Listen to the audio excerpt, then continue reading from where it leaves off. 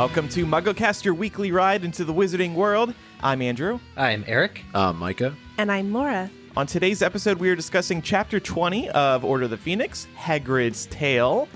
But first, we have a couple pieces of Muggle Mail to address. First of all, Eric, you upset some people last week with your librarian comments. Always making trouble. Last week was no different. Letizia wrote in, librarians most definitely should have a seat at the professor's table. I've listened to your podcast for many years. I feel compelled to right now to set the record straight about secondary school faculty. Librarians are teachers. Yes, they manage a room full of books, but they also collaborate with classroom teachers, ensuring students have the right sources, print and electronic, for students to complete assignments. Librarians teach students how to do proper research. Not everything is Googleable. And librarians guide and advise students on reading selections, how to cite sources, and assist with technology. Librarians have been portrayed rather poorly in the scant amount of movies and books. Please don't put Madam Pince in the same category as Filch. Librarians in public schools have master's degrees. Librarians at the college level often have 2 masters and, in many cases, a PhD. Proud Ravenclaw. So you were joking, right? I was absolutely joking. I was talking about the actress and not recognize her at first, always assuming she was sinister. I have the utmost respect for librarians, but it's really true. I have some close friends that are librarians.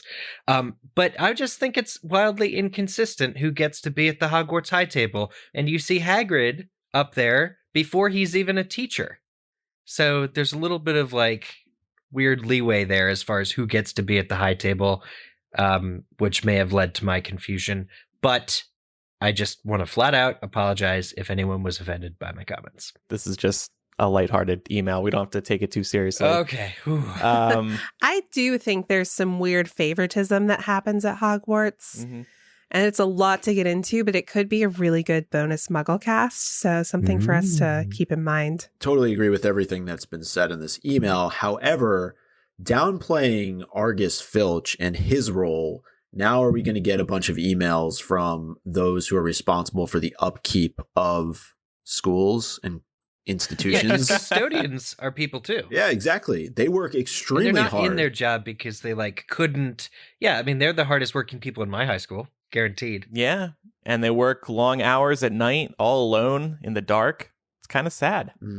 You wouldn't probably even want to touch some of the things that they find in the stairwells. Oh, God. But Filch is kind of a bad person, so I don't think we should really defend him either. But do we know Madam Pince, really? Well, she's a librarian. All librarians are wonderful people. With 2 master's degrees. Let's move on. We also have this voice memo from Robert about Harry and Draco. Hi, MuggleCasters. I'm calling about episode 455, and particularly when Eric suggested that the bullying by Draco of Harry would invalidate any possible /fiction about a relationship between them. Actually, this is one of the oldest tropes in rom-coms and shows up very frequently where 2 characters who can't stand each other wind up falling in love.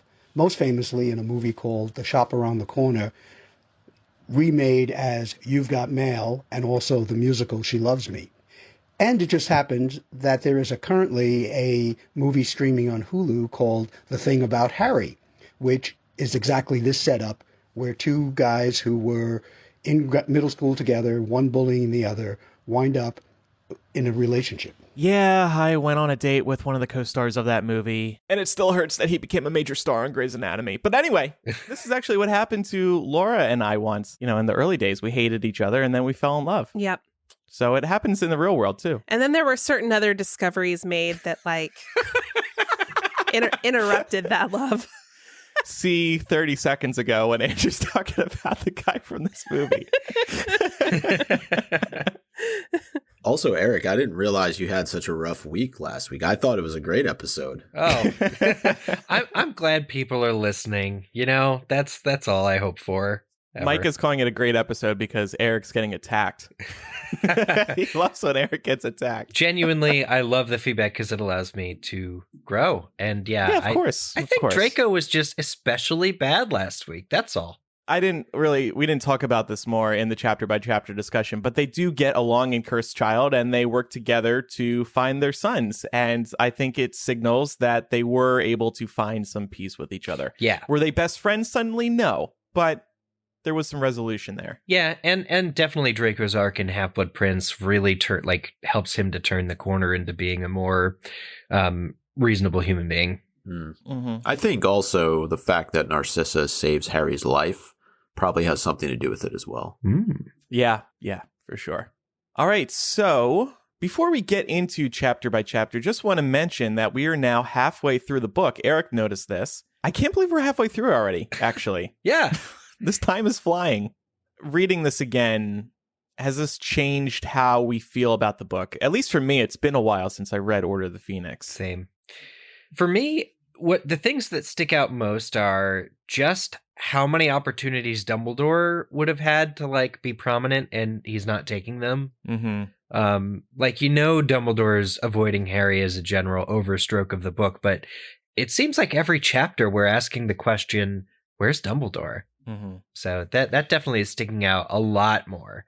And then Harry's bad temper is actually about exactly where I remember it being too. It's not great. I was actually going to say, I remember him being a lot angrier than he is. Maybe because there's still a lot more to come. But right. I don't know. I just remember, the running joke with this book has always been, oh my God, he's so angry. He's so angry. All caps Harry. Ha ha ha. But he's been able to keep it together for the most part.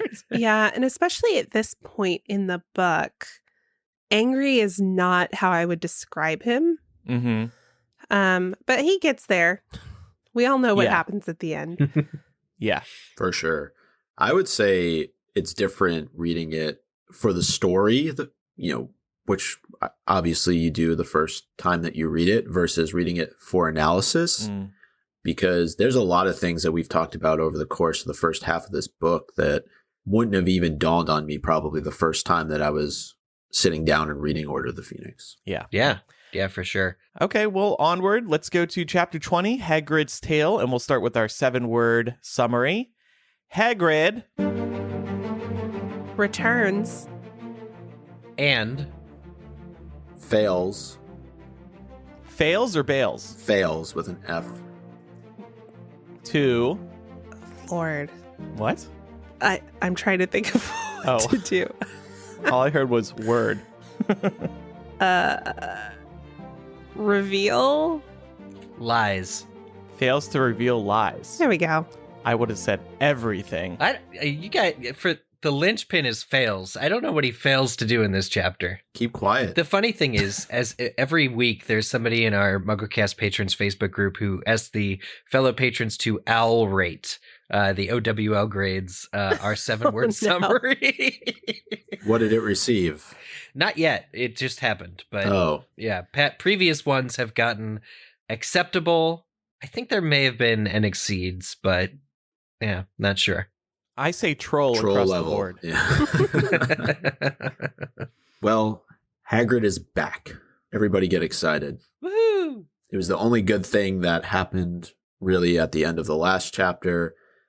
But I think this is a little bit questionable on the part of the trio, given everything that has just happened in the prior chapter, to throw on the invisibility cloak and run down to Hagrid's hut. Did they not learn anything, given the punishment that Umbridge had just handed down? Oh, yeah. It is surprising, but they see Hagrid as one of their best friends at Hogwarts, and given how long he's been away, I think they have reason to... I think it makes sense that they wouldn't even be thinking about their recent punishment. They just want to go down there and see where the hell he's been. It is a bit reckless. They're not really taking the precautions they should be to go and do this. It's like him being back is such a desperate, they so desperately need to see him and see a friend and have their friend back, that they aren't smart about it. And I do blame Dumbledore to some extent, because I feel as if, to the point about having a friend, if he was there for them to listen, especially given everything that's just gone on, then they wouldn't feel the need immediately to jump Although maybe they would, because there is an excitement about the fact that Hagrid hasn't been seen in a long time. Mm-hmm. Mm-hmm. Also, there's no way the trio can still fit together under the invisibility cloak. I know J.K. Rowling notes that Ron has to crouch because he's getting tall, but still, 3 people under one blanket? I always got the impression that the cloak was larger than like an average personal cloak would be. Just because of them constantly being able to use this, even at age 15. But then, if it's so large, when it's just one person, it would be so baggy and it'd be flowing on the floor behind you like a bride's dress, and you could be tripping over it. What's the word for those blankets you wear with the sleeves? Snuggie. Snuggie, thank you. I wanted to say ShamWow. That was something else entirely. Yeah, Snuggie. I always pictured it kind of like a invisibility Snuggie. Yeah. So Hagrid can't tell the trio what he's been up to despite their pleas, although it doesn't take a whole lot of convincing on the part of Harry to make him spill the beans. But I think that begs the question, why wouldn't Hagrid share where he's been, what he's been up to? Does he not trust, especially this group of people? I think we've seen this before, and it has to do with how seriously Hagrid takes all these missions from Dumbledore. He just seems to be like he is told to keep it to himself because, let's face it, Hagrid's a bit of a blabbermouth, right? You give him a few drinks, you take him to a pub, and he'll tell you how to get past Fluffy. I think that Hagrid, on his own road to self-betterment, is just really trying to be a little bit more tight-lipped, probably because Dumbledore has asked him to be. Exactly. But he flips when he hears that Harry has had some interesting stories that he could share as well. Yeah. I just love that Hagrid can't keep up his guard. Like, we see this numerous times throughout the Harry Potter books. Because Dumbledore asked, it's good that he tried, but he just can't resist because he wants to know what the kids are up to. An eye for an eye. Yeah. And they don't lead with, we are in the order now. Or, like, they could probably, I guess I can see them trying to persuade Hagrid by saying, we stayed at the headquarters all summer. We're, one of you. You can tell us. And in all fairness, Harry doesn't really get a chance to share much of his story outside of telling him that he was expelled, because I think Hagrid had a much different reaction to Umbridge showing up had he known everything that she'd done to Harry over the course of these last couple of months. Definitely. Oh, yeah, for sure. He would have killed her. Fang could have just licked her face until she... Yeah. I don't know. I do wonder if Hagrid doesn't trust the kids, though. I feel he really should at this point. They've been through a lot. They've been able to keep secrets that Dumbledore asks them to keep. It's not like they leak stuff. So why not talk to the kids about it? Well, this isn't a particularly touchy subject either, is it? I went to the Giants to see if they could be on our side during this upcoming fight. Well, I think that Hagrid has always placed a great deal of stock in Dumbledore's opinion and sort of Dumbledore's trust in him. That's really valuable to him. And I think also we've seen a few examples throughout the series of Hagrid trying not to tell the kids too much because they're kids. So he knows that he shouldn't, but then he just gets carried away and ends up telling them way more than he should. There's also a history of them misusing the information he gives them, or like he knows that he even says it in this chapter that they're up to, like, they concern themselves with this stuff that they ought not to meddle in far too often. And so if he tells them this, even though it's seemingly innocent information, they're going to they could mount a quest now to go visit the Giants if it was something that the plot of the book wanted them to do. They're exactly the kind of kids who would go and do that and say, well, Hagrid failed at this, but we can do better. Mm-hmm. So maybe that's some of the hesitation. And as he's recounting his tale, at least the first part of it, we get a sense of where he's been. And it seems like actually a pretty interesting trip to start. He's evading ministry officials. He's watching out for Death Eaters. But he, of course, does find himself, as only Hagrid would, in a pub at some point during this trip. And to answer last week's Quizzitch question, Hagrid had a slight disagreement with a vampire in a pub in Minsk. And the giants that they come across are in Russia. Is that true? You'd have to do a map. All those countries are real close together in the mountains. I think several countries share a mountain range. They like cross Poland. They go through Belarus. It makes sense. It's definitely in like the Eastern European area. All right. But this brought up the question, what do we know about vampires in the Harry Potter series? Yeah. There is that occasional reference, but we don't get a whole lot. So Harry meets Sanguini in Half-Blood Prince at Slughorn's party. But yeah, we don't get a lot. And I forgot that J.K. Rowling actually wrote a little bit on vampires for Potter No More. This was back in August 2015. This lives on wizardingworld.com. She said, the vampire myth is so rich and has been exploited so many times in literature and on film that I felt there was little I could add to the tradition. In any case, vampires are a tradition of Eastern Europe, and in general, I tried to draw from British mythology and folklore when creating adversaries for Harry. So that's why she does name check them a few times throughout the series. But I did find that interesting that she was like, you know what?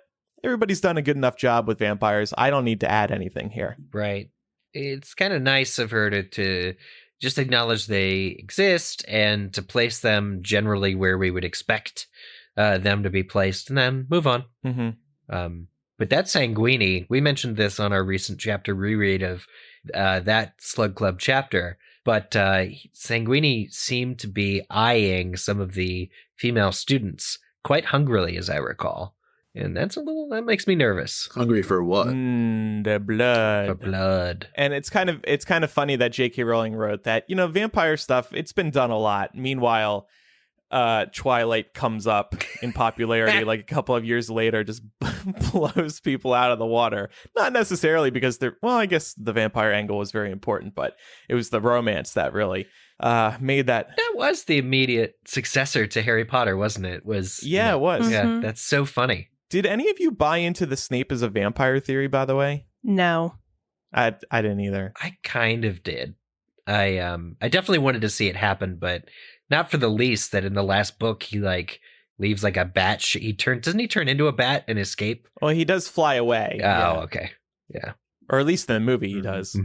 Yeah, there wasn't a whole lot to that theory outside of his appearance. No. From what I remember, unless there were clear-cut examples where he wouldn't go out in the daytime. I know that people would say, oh, his classroom. Well, he did suck Harry's blood in book 3. I think Sirius calls him an overgrown bat at one point. She definitely fanned the flame, I would say. Like this was something that Rowling took and had a little bit of fun with, as is her prerogative. Yeah, Rowling says sometimes he's described as looking like a large bat in his long black cloak. He never actually turns into a bat. We meet him outside the castle by daylight, and no corpses with puncture marks in the necks ever turn up at Hogwarts. He's also very pale, though, isn't he? He has a very pale complexion, too. Yeah, that too, for sure. And that hook nose and the long hair. He looks like a vampire for sure. You know what, though? I have a pale complexion. So, what are you telling us? I'm just saying, draw your own conclusions. And you do stay up late into the night. I do, yeah. Do you see my tweet at 3:00 in the morning? Is that what you're referring to? No. I just know that you do. Now I have to look for this tweet. Oh, yeah. There's Laura getting political in the middle of the night again. It would be fun to know what the disagreement was about. I mean, let's imagine this scene, right? You have Hagrid, who's a half giant, and a vampire conversing in a pub. They're probably a little bit tipsy. Maybe they had some fire whiskey, and who knows what they're arguing about. Yeah, I agree. This is something that is destined to be drawn up or, I don't know, explained in fan fiction. Because the mental image is funny. It's just very humorous. And seeing, this half giant and this, I imagine, sort of a diminutive vampire keeping to himself, and they manage to have a disagreement with. Yep, absolutely. So I also think it's important to mention that Hagrid is traveling with Madame Maxime. So I wonder if she's in the bar there too, just kind of sitting in the corner, shaking her head. Hagrid. There he goes again, fighting with the other types. Well, we eventually get to the part of the story about the giants and their interactions with them. And we learn that the giants live in seclusion. And Hagrid says that it's really our fault. It was the wizards who forced them to go and make them live a good long way from us. And they had no choice but to stick together for their own protection. So this is a bit sad. This group that's been forced to live on their own in seclusion following this wizarding war.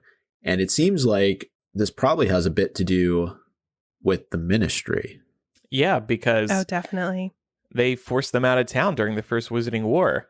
And the Giants, I mean, the Giants were on Voldemort's side, so they kind of deserved it. I think, too, it's predominantly because of the statute of secrecy, right? You need to control, these muggles from seeing. You got to prevent them from seeing the giants. And Hagrid even says there used to be tribes of giants all over the world, but now it's not that way. And I think it's largely due to the wizard's decision to prevent muggles from being aware of their existence. Yeah, and I wonder, are they on Voldemort's side in the First War because of what he promises them, or are they just basically coerced into supporting him? I think both of those things could probably be true. And I think also when you have any kind of population that is underrepresented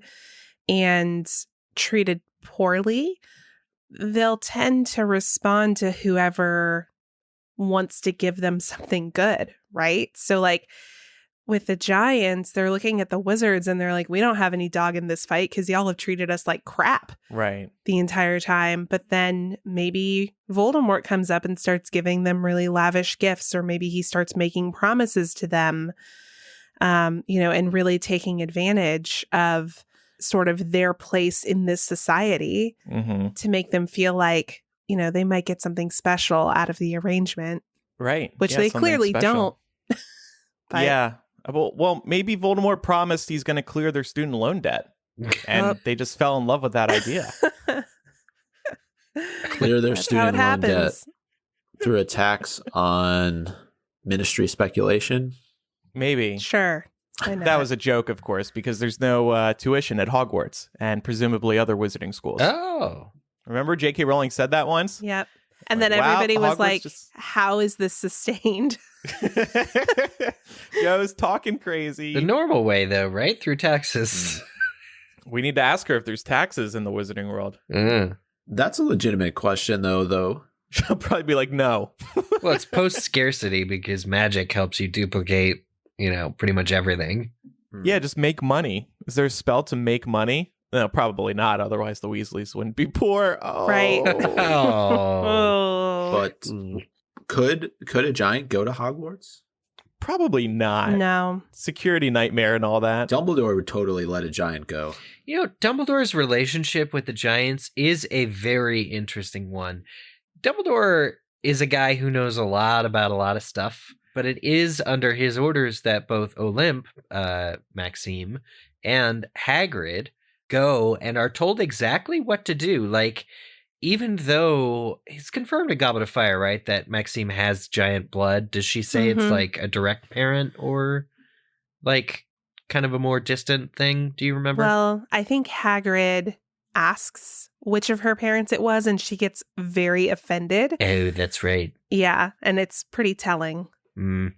So, but regardless, it's this outsider in Dumbledore who like helps them know what to do when they get to the giants. And I assume it helps that they look bigger than most regular people, that the giants are like, oh, something's going on here. Like, you're not just wizards. I think it makes sense to have envoys who are blood related,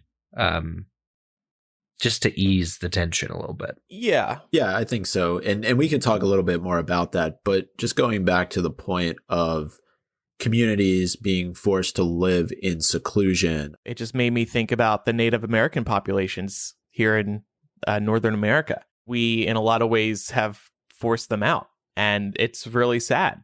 And now there's still battles today over, building pipelines, for example, through Native American lands, or building a wall down along the Mexican border and tearing up ancient burial sites. That was horrible. It's still happening today. Yeah. And I think that comparison can be applied more broadly to indigenous populations around the world, because this kind of thing happens to indigenous groups everywhere. Even down to, Hagrid talks about how there used to be all of these tribes and there used to be so many of them, but they've been forced into seclusion, and it has ultimately resulted in their death. And indigenous populations all over the world are dying out because this very thing, because of governments, forcing them to live in, sort of these, at least here in the States, it's reservations, right? And it's, you looked at them at one point having so much land and such vast populations, but when you force people into a corner, that's not a sustainable way of life. So it also is why that they are so hesitant to receive outsiders. And we see that when Hagrid and Madame Maxime show up, the approach to them is that they need to wait a certain period of time before even going down and presenting them with these gifts that they've brought. And when they do so, they're carrying it above their head. It's almost like a negotiation tactic that you would see with like law enforcement, right? When you approach a scene that's there's a lot of tension, right? A lot of times, at least on television, I'm not saying this happens in real life. Detective Micah has some stories. No, but as you approach the scene, right, usually what do cops always do? They show their weapon, or they put down their weapon as a sign of, wanting to really engage with whomever they're trying to talk down. Yeah. Yeah. They don't want to make it violent. Yeah. And that's kind of what's going on here. Right. In this, with holding the gift up, they're like, focus on the gift. Not that half giants are holding it. Not that everyday wizards are holding it. Just focus on the gift. Well, and that these giants are, 25 feet tall. They could probably kill Hagrid and Maxime with a flick of their, if they're not careful, a simple kick or punch or a simple blow from one of these giants who might not even be thinking about it to kill them could injure them very severely. One of the questions that I thought about reading this chapter was, what's the value of aligning with the giants? If they're a depleted population that seemingly want to be left alone, why even waste the time in approaching them? Well, two things. If Dumbledore doesn't get them, then the other side will, and he probably knows that Voldemort is pursuing them. So it's better that they're on the good side. And two, I mean, just from a physical standpoint, they are giant and can kick some serious ass.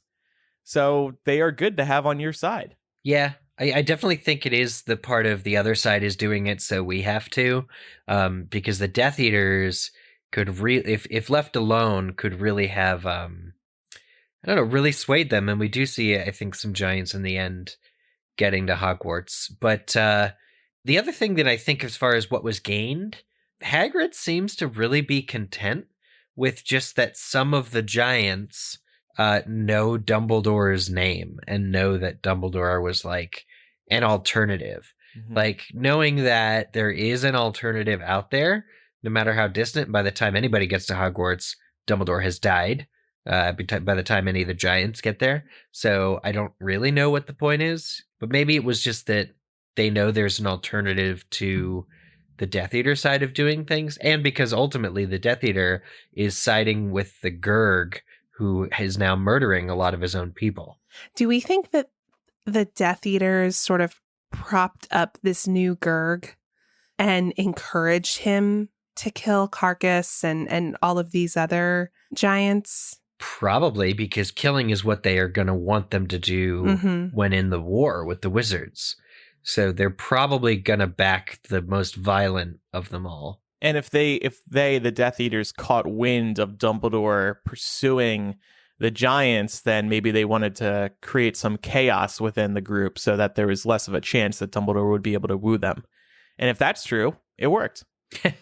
I could even see them wanting to create enough chaos to further wipe out the population so that they can't be used at all. Mm. And by the way, this story on a whole is just a great example of the good guys not always winning. I actually really like that J.K. Rowling wrote this whole tale about them trying to pursue the Giants, and it was basically all for nothing. I mean, there's a Grop storyline to come, but other than that, they did lose this fight with the Death Eaters and Voldemort. I agree. Yeah, they really did. And it's kind of also a lesson to the consequences of, bringing that gift, that Galbraithian fire that they led with, for instance, is a really cool gift. And props to Dumbledore for being able to create such a thing.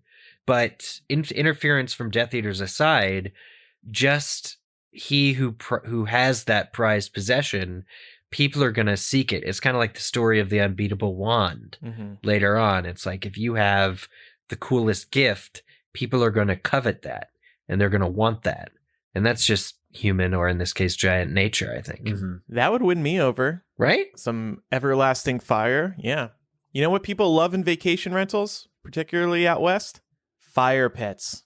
Turn it on, just stare at the fire. Yeah. I think that this is also a good example and can be applied to sort of real life cases of people assuming that they know what certain communities need without sort of thinking about what the impact might be. Sort of that like intention versus impact. Like my intent was good, but the ultimate impact of what I did actually made things worse. Mm-hmm. Yeah. Absolutely. And this is something we see a lot when people sort of think they know what to do to help groups of people instead of listening to what those groups of people need or want. Mm-hmm. And along those lines, I thought that with this whole gift exchange that Hagrid is blowing his load right from the start, right? He's putting his best gift forward as the first gift, right? Like, well, maybe you need that. Do you give the best gift on the first night of Hanukkah? No, you wait until the end. I think it's really important to lead with at least your second best gift because... Oh, yeah. Okay. Lead with the helmet. But I did want to touch on something. I would add another group to, Andrew, what you were talking about before, and that's the ministry. I think that the ministry played a very large role in this, maybe even to the extent that we don't really know about. We know that they're tailing Hagrid and Madame Maxime in the early part of their journey, but I find it highly coincidental that the Death Eaters show up around the same time that Hagrid is taking this trip. And I'm wondering if the ministry somehow through Umbridge or through Lucius Malfoy is not, tipping off these Death Eaters to go to the same neck of the woods that Hagrid is. Yep. And Umbridge makes it very clear here in a few minutes later in the chapter that she knows what Hagrid's been up to. Oh, right. Yep. There's your proof. Now, is Hagrid truly the best envoy? He's not the cleverest. And I'm not sure he's the best negotiator if it came down to it. And maybe that's why Madame Maxime is there. But I just question Hagrid being the best person for this job. Physically, he's best suited. They can try to break him in half, but it's going to be tougher than it is to break a normal human being. Yeah, he's a natural envoy to the Giants. It's like sending anyone other than Remus Lupin to the werewolves. It's outsiders are not viewed sympathetically for good reasons. But they seem to have had the most success, outsiders with the Giants. Clearly, McNair and others were able to convince Golgamath to do what he did. Yeah, but the movie version of McNair is a really tall dude, too. Yeah, but he's an executioner. He's not a giant. No, yeah, it's true. It's definitely whatever tactic the Death Eaters are employing does seem to work I would say considerably better than what Hagrid and Maxime are doing. But I don't know that Dumbledore could have sent anybody else that would have been better other than Dumbledore himself. But this is just the situation. It kind of feels like Dumbledore is just so spread, so thin, running, every aspect of the Order. He's not in the first half of this book, so he could easily go to the Giants. Yeah. So he might as well be. He's busy, though. That's why he's not in the first half of the book. What do you think? He's sitting around watching TV? We'll learn what he was up to in a future spin-off book, I'm sure, and or television adaptation. But I think Hagrid actually proves himself as a great candidate to go and speak to the Giants here. Mm-hmm. He does follow Dumbledore's directions very carefully. And he did have some of the Giants convinced. But speaking of Dumbledore, is he a bit reckless in his approach? He does end up getting Carcus killed, as well as members of another giant family once the Death Eaters really start to have some influence on Golgamath. It's sad, right? Hagrid and Maxime come across this cave of giants who seemingly would have been on their side, and in the end, they end up getting killed. So I wonder if Dumbledore ended up creating more trouble than would have normally happened as a result of all of this. I was just wondering, and I feel like this would be very Dumbledore, if the whole motivation behind this mission was to distract the Death Eaters. Yeah. And sort of spread their forces thin. Like, if we sort of with, a wink, say oh yeah, Hagrid's going to be away for a couple months. Don't worry about what he's doing. And it becomes very clear to them what he's doing. Suddenly you have to send a few Death Eaters to follow him, and maybe some folks from the Ministry too. And maybe this was all in an effort to keep all eyes off of Dumbledore, or at least to make it a lot harder to monitor Dumbledore and all of the people who he has connections with. Given that giants die from this, I would hope that it's not so reckless that it's just a distraction. Yeah. I think it's a genuinely, it would be a really good thing if giants did join the good side, or at least refuse to fight for Voldemort. Mm-hmm. Yeah, that would make a lot of sense. So I think it's valuable. Absolutely. And I think it also goes back to the fact that the Order as a whole is becoming more and more isolated, given everything that's going on with the Ministry. So the more folks that they can rally to their cause while all this is happening, while the Ministry is in denial, is important, because once the Ministry finally gets on the same page as Dumbledore and the Order, it's too late. So I had to laugh at a lot of these giant names that we get. A lot of them are, I forget what the literary technique is, but it's almost onomatopoeia, but it's not. But the giant named Carcus, who is quickly killed, and his lifeless body, also sometimes called a carcass, is discarded to the bottom of a local lake. It's really funny. Grop actually. Carcass, Fred, dead. I see what you're saying. But Golgamath is possibly derived from the number Google. We're all familiar with Google. It's 1 with 100, 1 to the 100th power, 10 to the 100th power. It's a single digit 1 with 100 zeros afterwards. So this is a huge number. So J.K. Rowling names the biggest giant this biggest number, basically.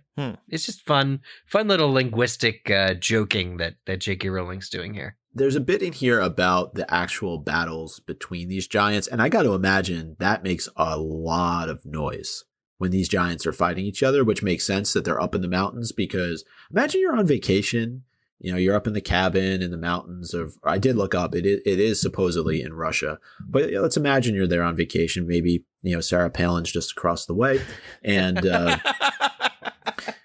all of a sudden you hear these really loud, thunderous noises, and if you're a Muggle, you can't see this, right? So yeah, it's got to be kind of you odd. You might think it's a volcano or an earthquake, or some mining shaft just exploded, or trying to think what else would make a loud noise in nature. I do wonder if Muggles can see them, though, because Hagrid does talk about how Muggle bodies have been found after they discover giants, and they just sort of get chalked up to mountaineering accidents. That would be weird to be eaten by something that you can't even see. Yeah. Well, and that's why the giants were driven into seclusion in the first place, right? So that you couldn't just have giants walking around and maintain secrecy. Speaking of Grop, we don't learn anything about what happened to Hagrid's face in this chapter outside of him slapping some dragon meat on it. Hope that wasn't Norberta, by the way. Oh, it's not. How do you know, though? Because we see we hear about Norberta in the future tense, don't we? In one of the future books. I think it's book 7. All right, I'm trusting you on that. Yeah, please do. It is a great visual gag. He's picking this up from a local market. Well, you don't know. Okay, I think it's a valid question. How did Hagrid come up on this dragon meat? I think that's a fair question. That's what took him so long to get back. He had to slay a dragon. Yeah, cut it up, make some steaks. Some go to Grop, some go to Fang. Where was Fang, by the way? He just chilling in the hut the whole time? I guess. Who babysat Fang during this? I mean, Dumbledore? It should have been the children, but yeah, it might have been Dumbledore. Might have been. That's what Dumbledore's been doing this whole time. Taking care of Fang. No, obviously Hagrid doesn't mention Fang on his journey, but I would totally see Hagrid taking Fang with him. I don't know. That's what you do. You take your dog with you. That would be a tasty snack for a giant. Well, they keep Fang away. They don't bring him down to the gift-giving ceremony. You know, that was going to be the third gift. maybe a really good friend of Hagrid's like pet sat for a few months, you know? Because clearly Fang was not in the hut the entire time. And Hagrid just got back. Right. Well, maybe he just was... Maybe it was Newt. Maybe he was just chilling in the Forbidden Forest. How about Newt? The dog is trained. Newt's still alive. Yeah. Newt has better things to do than watch somebody's dog. Unless he's retired at this point. Probably is. Yeah, I would assume so. Fang would eat the nifflers. No, he would just play with them a little bit. And then eat them when he got bored. No. So what do we think the Death Eaters said to Golgamath to convince him to kill Carcass and start to really rally a lot of the other giants to the Death Eaters' cause? Well, I think he would recall what happened during the first Wizarding War. They drove you guys out. How could you want to side with them this time? Yeah. Stay with us. We'll take him down. You can live wherever you want. I can also see the Death Eaters using Imperius and using magic on the giants that is a lot more subtle. Yeah, I can't see the Death Eaters having the same negotiation skill or style that the good side has. I can see them being a little bit more, I don't know, deliberate. And because they're the side of bad, they can give in to the giants' tendencies for infighting and violence. You know, it's almost like the work is being done for them when it comes to fighting over the supreme fire and all this other stuff. It's like the Death Eaters barely need to say anything and the giants are on their side. Mm-hmm. Yeah, I think all they needed to do was find the most violent of the giants and say, hey, we would support you being the new Gurg. And you see all those gifts that he's getting right now? You're going to get all of those things. Mm-hmm. Fire. Well, speaking of being the new Gurg, the trio said, how do you spot the Gurg? How do you know which one is the Gurg? And Hagrid says, easy. It's the biggest, the ugliest, the laziest. So is that just a rule amongst the giants? Like one goes and then the next comes in? It's kind of insulting. All right, here's our new biggest, ugliest, and laziest Gurg. You walk up and you're like, hey, ugly. And everybody turns around. Welcome. I think it's just, this was like the result, right? That because all the other giants have to get food for their Gurg, that it's just by, I guess, over a period of time that whoever is the Gurg becomes the biggest, the fattest, the laziest. I see what you're saying. Like habitually, you know what I'm saying? Yeah, so. Just because they don't do anything around camp, everybody provides for them. Yeah, exactly. It's not like those are the qualities that the giants value. It's that's the aftermath or the repercussions of being the Gurg is you. They turn into that figure, right? Yeah. Yeah. Sort of like I'm kind of the Gurg here on MuggleCast. Like, people call me the leader, which I don't love, but I am definitely the biggest, ugliest, and laziest. I will contest you on a few of those things, dude. Okay. Yeah, I'd say you're in pretty good shape. Yeah, I'm jacked. I'm jacked, baby.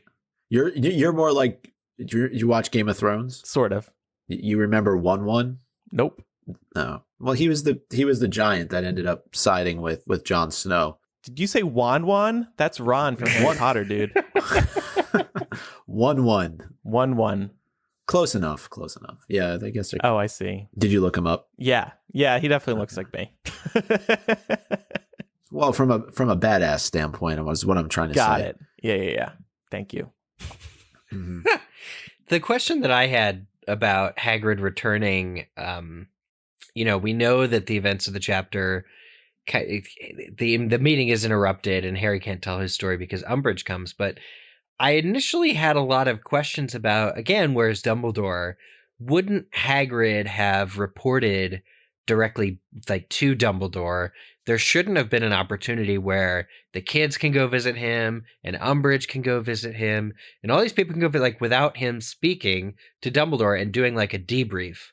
But then I remembered, and in this chapter it is said Hagrid does not take the normal route home. And there is an air of mystery about it.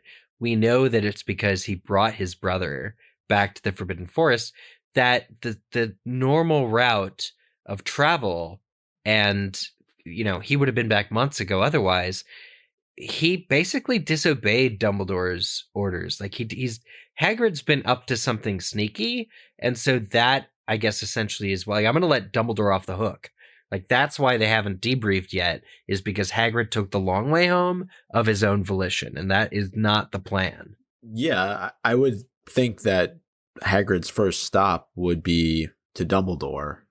He even mentions that communication, it was near impossible because he was being trailed, and so they couldn't communicate via owl.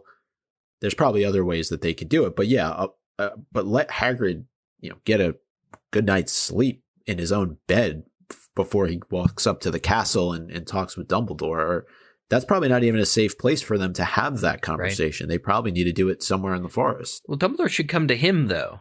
There has to be a way of signaling, or for Aberforth, for all intents and purposes, is a member of the Order even this early. He's reporting to Dumbledore and everything else.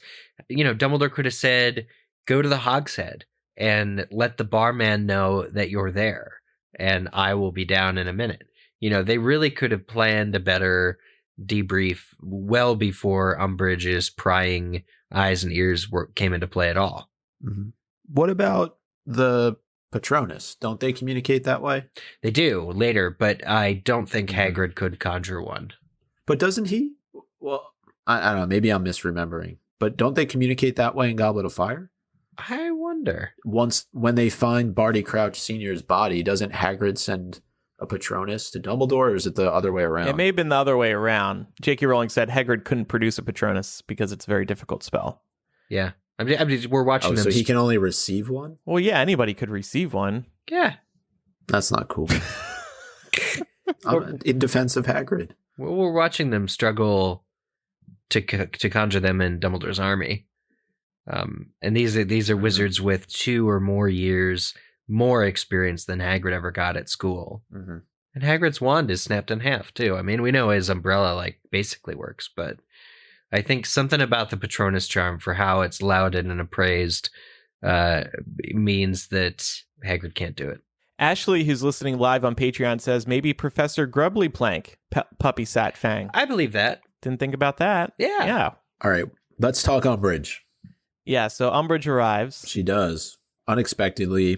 And if you're Hagrid at this point, you got to be kind of pissed off, right? This is the 4th person to show up on your doorstep since you just got back home. Just got back. Give me a break. Yeah, I hate coming back from a trip and people want to talk to me. No, thank you.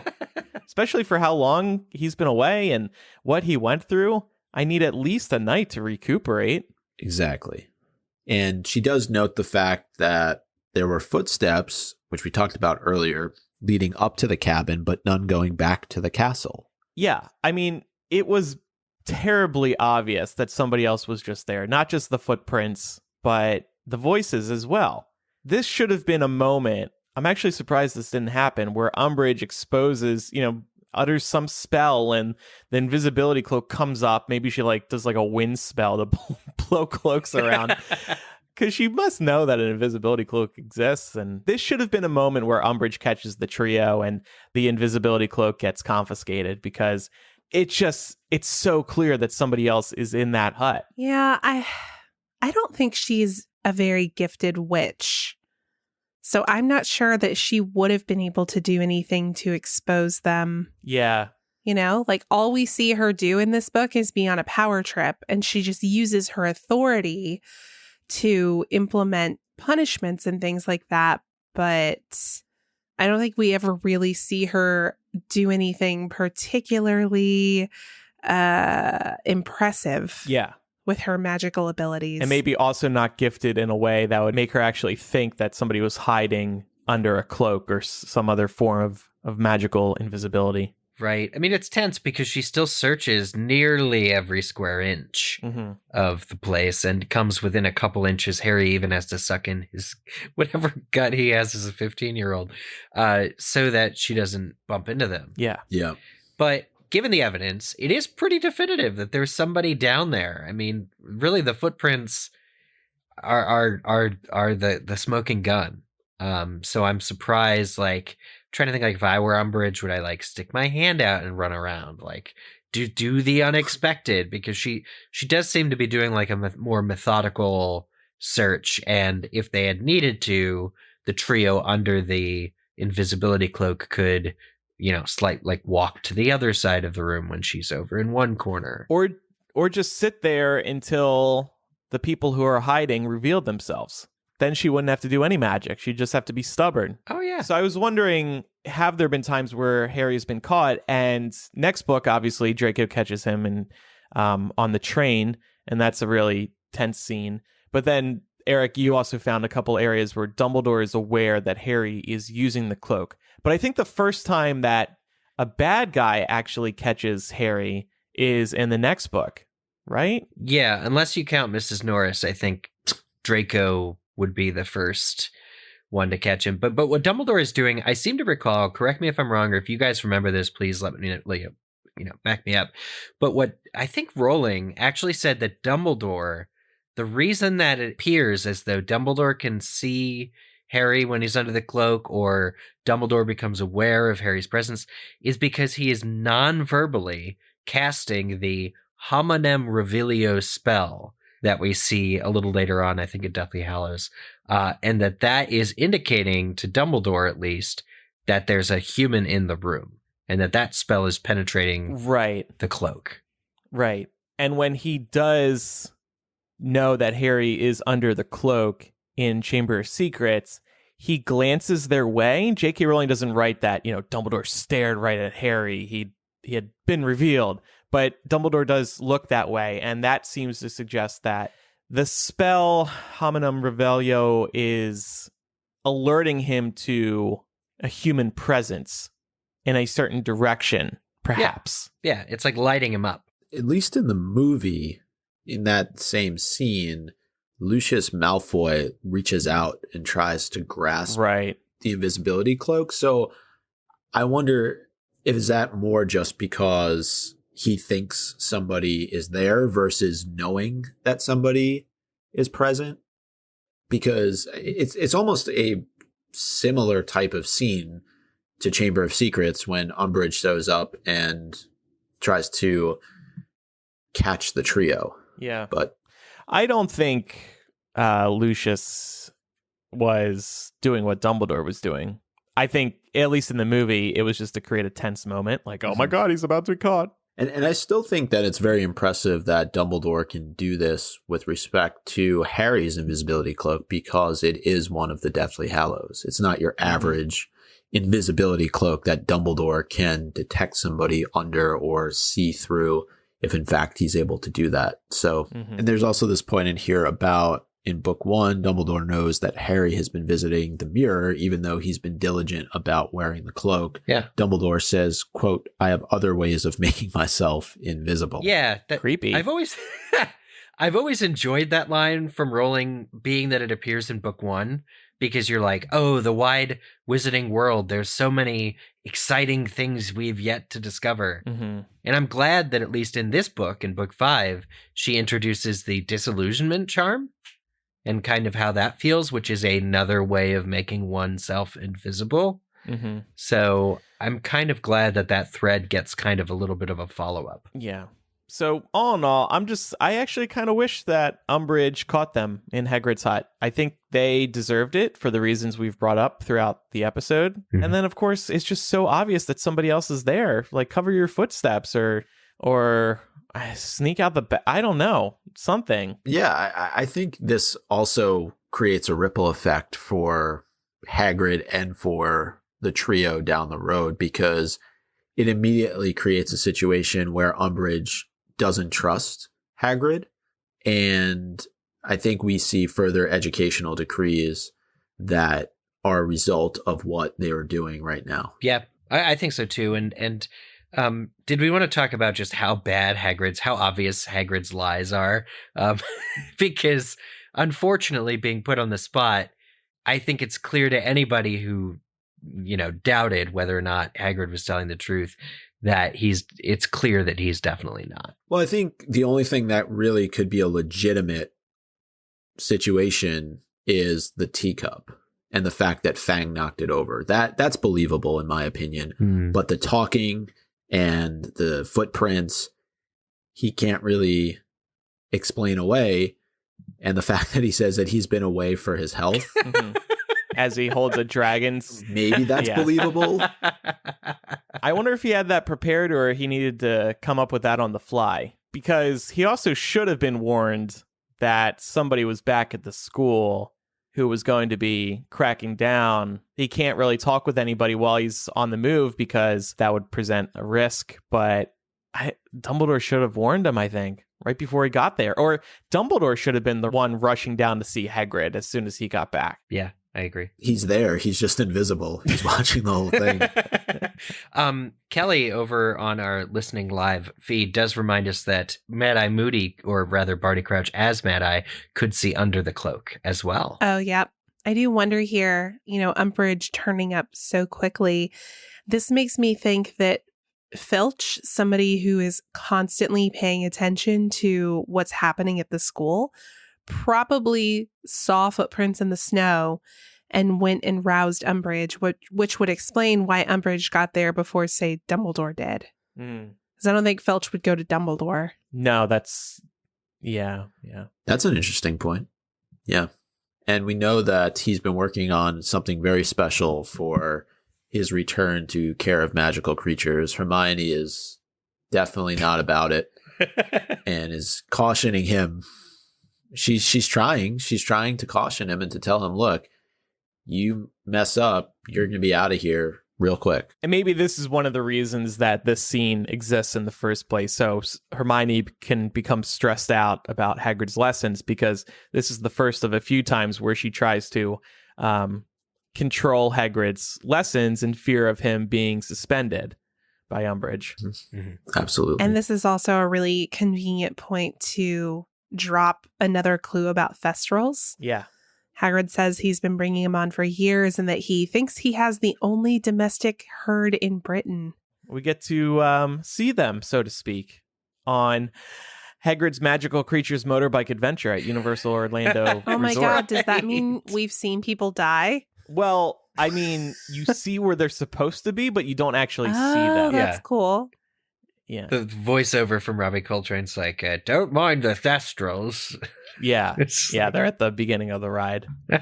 And maybe, I don't know if somebody brought this up in the Patreon Facebook group, or somebody said, wouldn't it be cool, or maybe I just dreamed this, wouldn't it be cool to have a Thestral ride at the Wizarding World Park? And then I was thinking, like, how could we do that? Because you would want to sit on top of a Thestral. So would it just be like a glass Right. Thestral? Right. So like you're sitting on something, but you can't see it, But then I was thinking, how could they keep that so clean where it looks invisible? That seems like a great ride idea, in my opinion. Like you're actually sitting on something, but you can't see it. That's magic. Yeah. Yes, it is. What's so funny? That would be. Sure. I like the idea.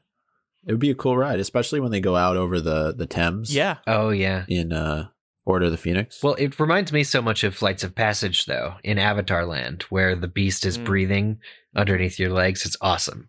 Awesome experience. All right. I think that wraps up this chapter. The trio head back up to the castle and somehow are not caught on their way back to Gryffindor Tower. That's possible. The cloak. I mean, these guys are invincible. Well, and the Marauders map. Well, I was just going to say, between the cloak and the Marauders map, these guys are invincible. They can get away with anything. Mm-hmm. Yeah, I would think Umbridge would be a little bit better at that than she is, but I assume she went off immediately to report to Fudge, and that's why they get a free pass back to the Gryffindor common room. This chapter made us wonder, what if Hagrid was lying? What if he actually didn't go to the Giants? What was he really doing? And we thought we would bring back our top 10 list idea from days gone by, but we wanted to change it to 7 because, well, why not? So 7 is a magical number. Oh, that's the reason. Yeah, thank you. So here are the top 7 reasons Hagrid was really missing in action, and thank you to some of our listeners who participated. This first one from Meg Scott. He took a sabbatical to play flute on the Weird Sisters' 1995 World Tour. He's like Lizzo. Oh, Lizzo plays flute? Yeah, that's her big thing. Oh, wow. His name is Hizzo, though. At number 6, Chris Davis says, he was out here just looking for America, man. Number 5, Robbie Stillman. J.K. Rowling was bored writing his Care of Magical Creatures class. I bet there's some truth in that one. But she wrote Grubbly Planks, though. Like, she still has to write about the class. Yeah, true. Yeah, but all those weird ways that Hagrid pronounces things, she didn't want to write all that. Oh, right. Number 4, I said that he was out filming a sequel to the Fantastic Beasts series. Number 3, from Alex K. He never left. He was in his hut, hibernating after Madame Maxine broke his heart. Oh. So he makes up this story in which Madame Maxine and him are on the road together, still clearly totally in love. Number 2, he heard some bitch named Dolores was running Hogwarts and wanted none of it. Fair enough. I think that would keep me away, too. Micah wrote that one. Yeah. And here's one that I wrote. No, you have to go. And the number 1 reason Hagrid was really... I know. Okay. This is great. You got to deliver on this, Eric. I usually shy away from being the dirtiest mind in the room. Listeners under 20, cover your ears. And the number 1 reason Hagrid was really MIA, he was climbing Mount Olympus. Wow. Wow, chicka, wow. Care to elaborate, Eric? Wow. Nope. Because if giants are loud, then half giants are probably loud as well, and they need to be away from everybody so nobody can hear them. Oh, yeah. On to the Umbridge suck count. It currently stands at 40. +1 for bothering Hagrid as soon as he got back after months away. Give him some time to chill. Yeah.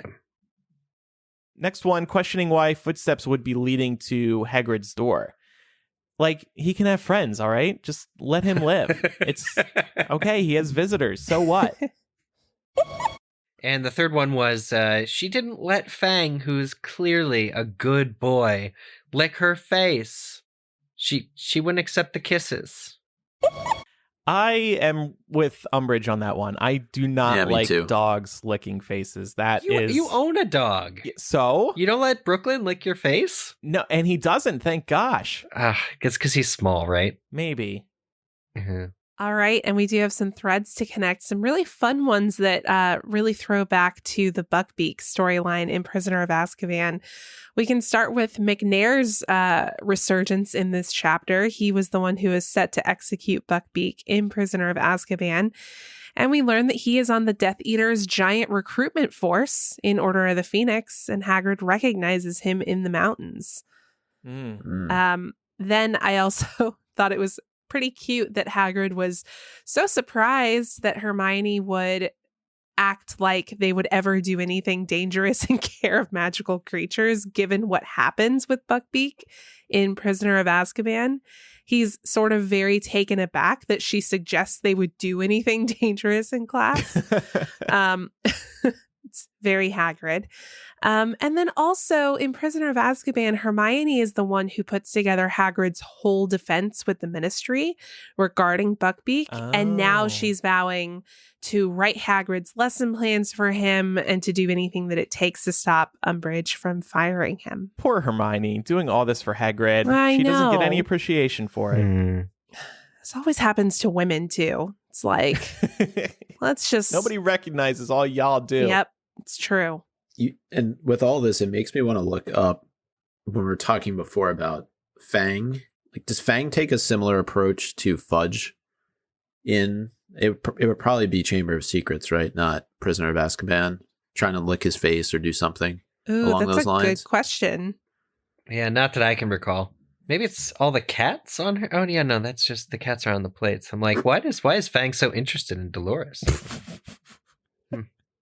I think Fang's just been darn lonely all these years or all these months. Yeah. Maybe it's her perfume. You know she's got some.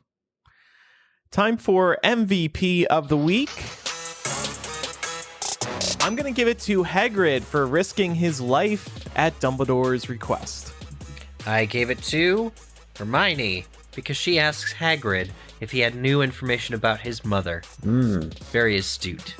I'll give it to Madame Maxime for accompanying Hagrid on this journey, creating that, international bond between... Well, I wasn't going there, Andrew, Sure. but if you want me to. And also, quick wand work. She had some spells she casts in this chapter. We didn't touch on that, but And I'm giving mine to Fang for not only being a good boy, but also for distracting Umbridge. All right. And now let's rename the chapter Harry Potter and the Order of the Phoenix, Chapter 19. Who is the ugliest of them all? Reference to the Gurg. I named mine Harry Potter and the Order of the Phoenix, Chapter 9.